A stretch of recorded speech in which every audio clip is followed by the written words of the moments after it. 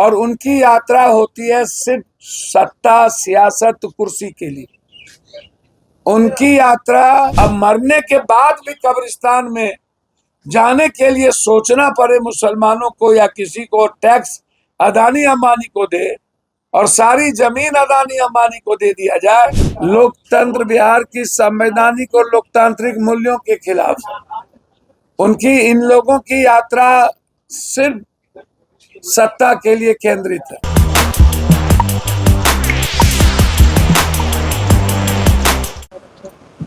कुर्सी पाने के लिए, सियासत के लिए यात्रा होती है हमेशा।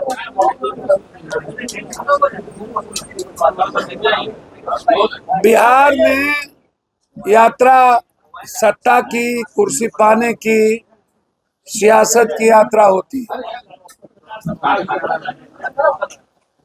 कोई भी ऐसा नेता जो यह नहीं कह सकता हो कि उन्होंने कभी लाठी खाया हो, कभी संघर्ष किया हो, किसी गरीब की मदद की हो, चुनावी साल के पहले उनका कोई बिहार के संदर्भ में कोई मतलब हो ना,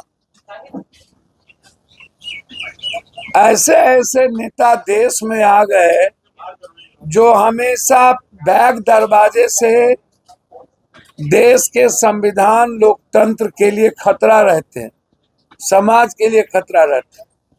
और उनकी यात्रा होती है सिर्फ सत्ता, सियासत, कुर्सी के लिए। उनकी यात्रा गरीबों के लिए नहीं होती, किसानों के लिए नहीं होती।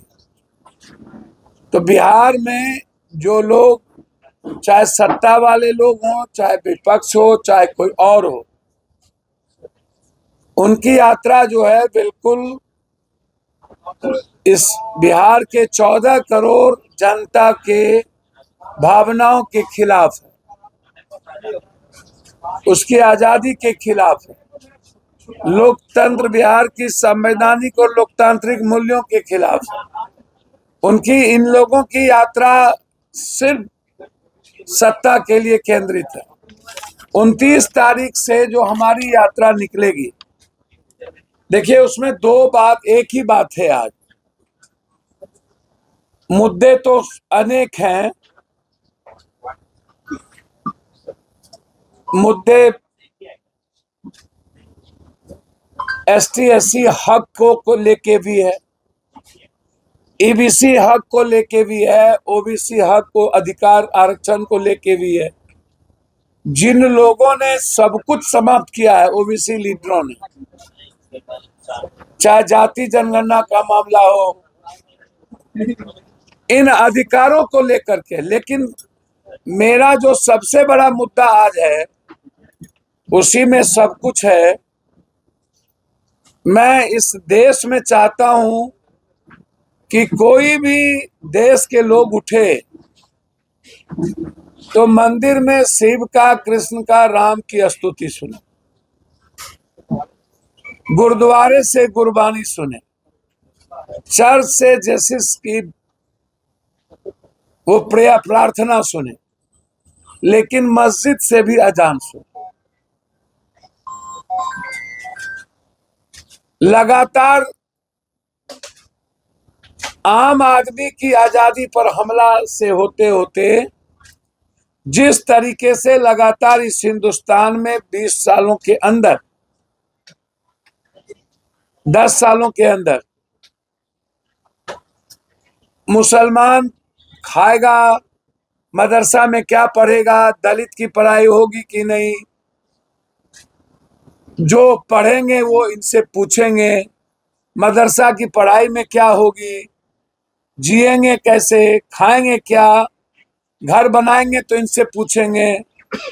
और अब मरने के बाद कब्रिस्तान में जाएंगे तो टैक्स अदानी अंबानी को देंगे, इनसे पूछेंगे।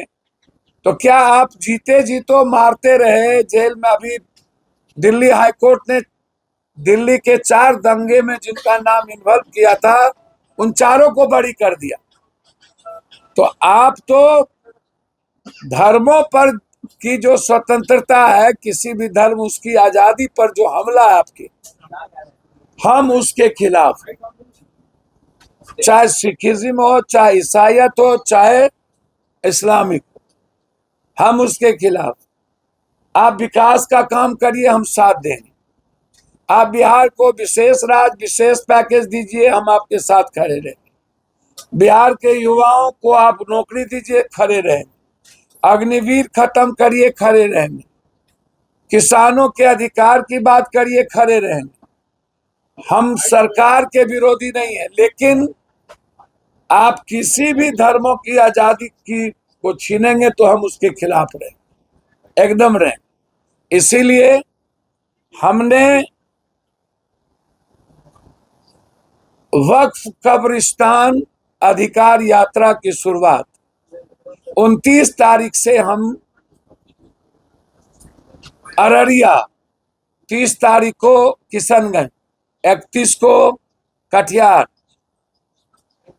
कोसी सीमांचल होते हुए पटना के गांधी मैदान है।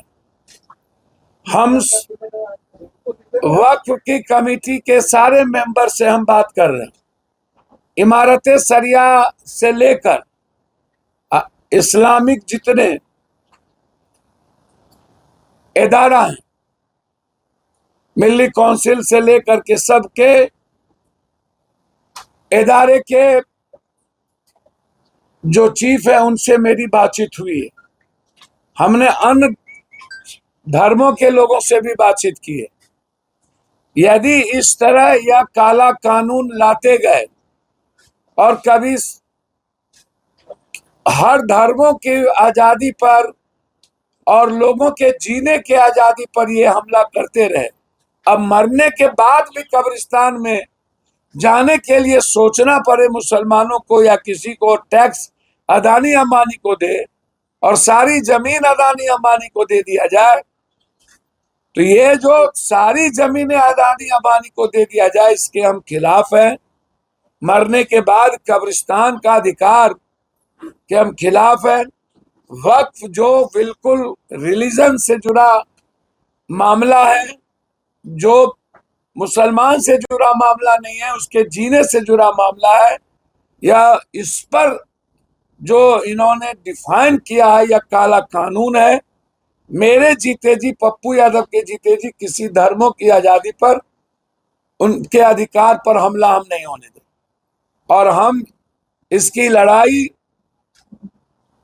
सीमांचल कोसी होते हुए हम पटना के गांधी मैदान आएंगे और सदन में यदि इस काला कानून को लाया गया तो हम उसकी पूरी जोर विरोध करेंगे। जरूरत होगी तो उस कानून के खिलाफ आर पार की लड़ाई लेंगे, लेकिन मेरे जीते जी किसी भी कीमत पर वक्फ कब्रिस्तान या किसी भी धर्म की आजादी पर कानून ला करके उसकी आजादी छीना जाए, ये नहीं होने देंगे। वक्फ बोर्ड की नियम हो सकते हैं, जब कानून बदलने की बात ये लोग कर रहे हैं, काला कानून क्लोजर जो 40 और आर्टिकल ऐसी है, तो उसमें बहुत सारी इन्होंने कानून को बदलने की बात कर दी है।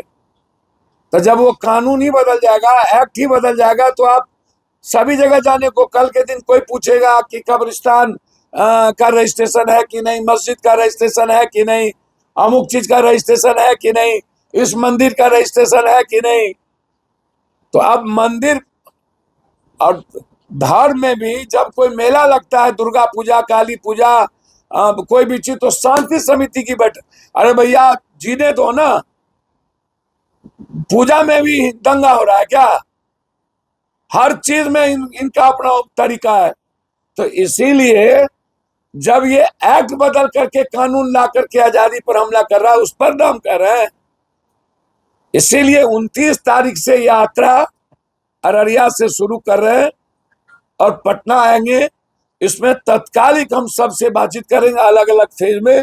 यह यात्रा किसी को अधिकार के हनन और काला कानून और संविधान बचाने के लिए है।